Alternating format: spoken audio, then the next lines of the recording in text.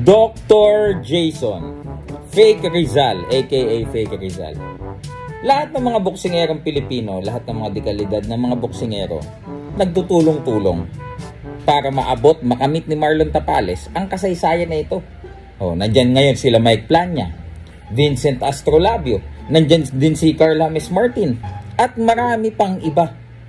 Diba? Nagtutulong-tulong sila at sumusuporta kay Champ Marlon Tapales. Nandyan din yung mga ka-stablemate niyan, sila Champ Jerwin Angkahas, Champ Jonas Sultan, sila Champ Yumer Marshall. Sumusuporta kay Champ Marlon Tapales na nawa ay siya'y magtagumpay laban dito kay Naoya Inoue. Ang tanong, bakit ikaw lang?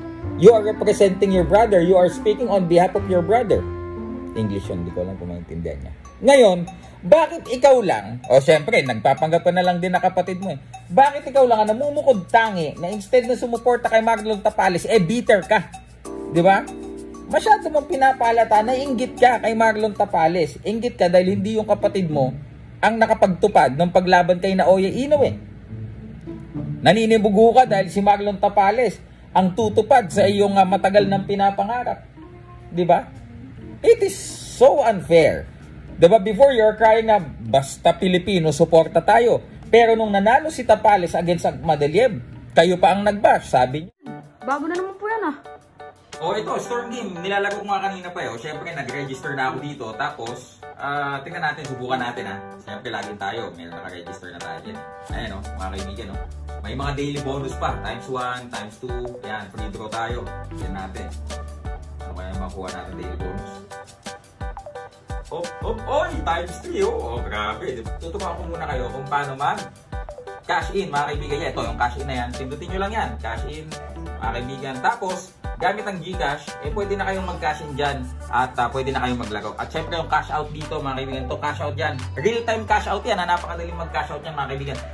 Ilagay mo lang ang GCash account number mo. Pagkatapos, syempre, mga kaibigan, i-bind mo lang yan. At pwede ka na mag-cash out. Again, real-time yung cash out na yan. O, sige. Anong gusto mong laruin natin dyan? Itong mines. Paborito natin lahat yan di ba? Tapak tayo ng 100 agad, Okay. Di ba? Yung 100 mo, 160 na agad. Di ba? 140 na. Napakarami pang laro na pwede mong pagpilian dito, mga kaibigan, sa Storm Game. So, yung link nito, ipipin ko sa comment section. So, ano pang inaantay nyo? Click nyo na yung link na yan at maglaro na ng Storm Game. Peace! Kulang si suntok si Tapales. Sabi nyo, pera-pera lang yan, kaya nanalo si Tapales. Diba? Bakit? Because you know for a fact na ngayon may nagkaroon ng karapatan si Marlon Tapales to fight Naoya Inoue after that Akmadaliev victory. And ngayon, pinapakita nyo talaga sa tao kung gaano kayo kapait na ang tumupad sa ilang taon nyo nang iniiyak ay si Marlon the Nightmare Tapales. Sige lang! Sige lang! Boy Bisa, Kangko, sige lang! Ipagpatuloy nyo lang yan. And mark my words, iiyak kayo dahil si Marlon Tapales, kung kayo hindi kayo seryoso sa ginagawa ninyo, kung kayo parang dyan sa ginagawa nyo, laro-laro lang or for the content lang, Marlon Tapales is all business. Hindi lang ako may sabi niya, lahat na nakakapanood, how he trains, kung gaano siya kaporsigido sa laban na ito, he's impressive. Ginastusan talaga yung training camp, Baguio high altitude training, mga kaibigan, sparring partners, ilang sparring partners ang kinuha para dito. Ang daming palit-palitan na sparring partners. Hindi lang basta-basta sparring partners. Di kalidad na sparring partners. Mike Plania, itong si Vincent Astrolabio, mga kaibigan, and the rest na mga sila Penitente Apolinar. Diba? Ginastusan talaga.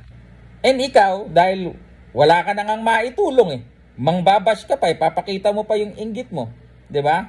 Ngayon, pinapakita niya yung tunay ninyong kulay. Sige lang. Dahil ito, itaga mo sa bato, Boy Bisa, iiyak kayo. Iiyak kayo. Iiyak kayo at mas magiging bitter pa kayo. Silver Voice TV. Magandang gabi.